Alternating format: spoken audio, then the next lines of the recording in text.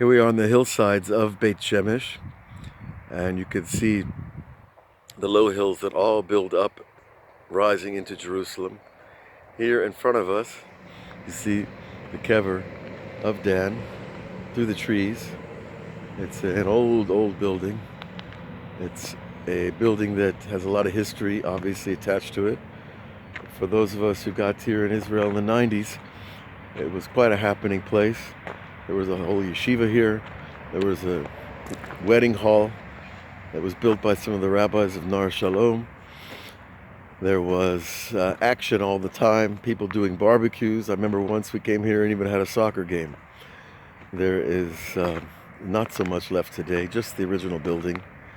I believe there was some issues with the what we call pirate building, and eventually the city took down some of those structures. But the main building, the Zion of the Tzaddik, Dan ben Yaakov, is still here. It's a place where people come to get away, when people come to pray, where people get some peace from their everyday lives. I think everybody can appreciate the value of such a thing.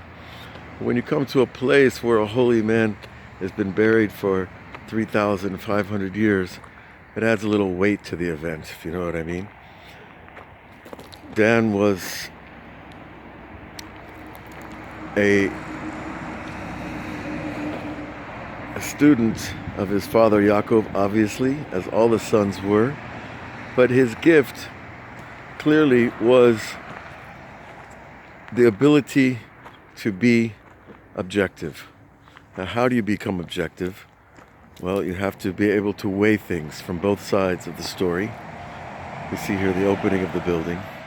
And a judge, his whole value and his worth as a judge is his ability to see two sides of a thing.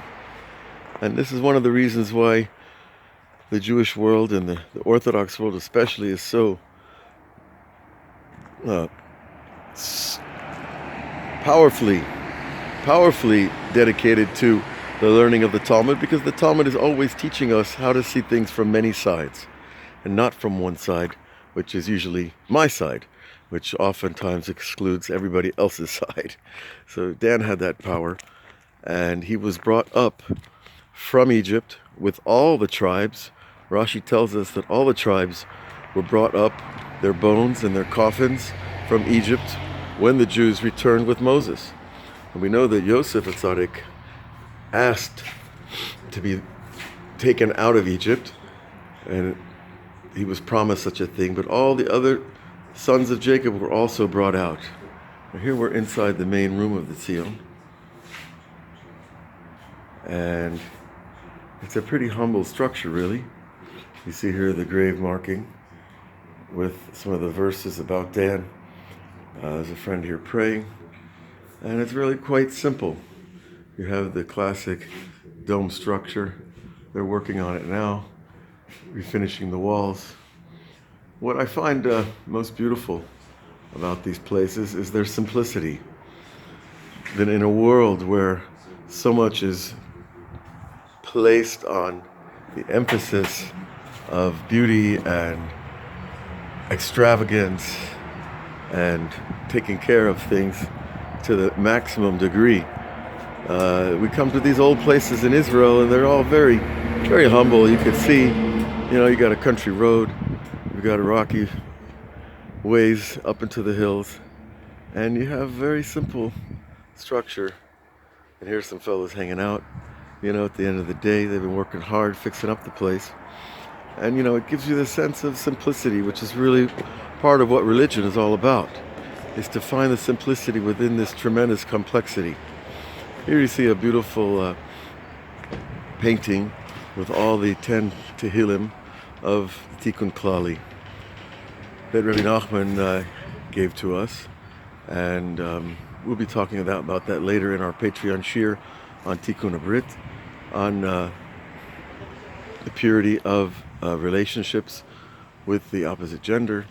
We see here that the 10 Tehillim are marked out. Each is a different type of song, which corresponds to a different frequency of spiritual energy, because there are 10 sphirot, 10 energy centers in the soul. So too there are 10 Tehillim that represent those, which are also represented by 10 types of song. So that's a work unto itself. It's a lifetime of study, really. So I hope this has been an interesting, when Dan came out of Egypt, they didn't know where they were going to go or where they were going to be put. But after, with Yeshua ben Nun, the tribes were split up and each of them were given their lands. And it's interesting that Dan really received the center part of the country that would link the hills country with the coastline. And so there is that bonding between all the different tribes that Dan performed that function.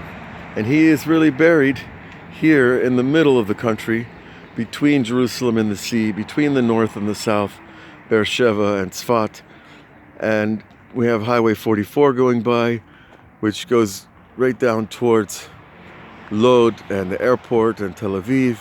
And then the other way, it goes deeper into the hills that are rising to Jerusalem.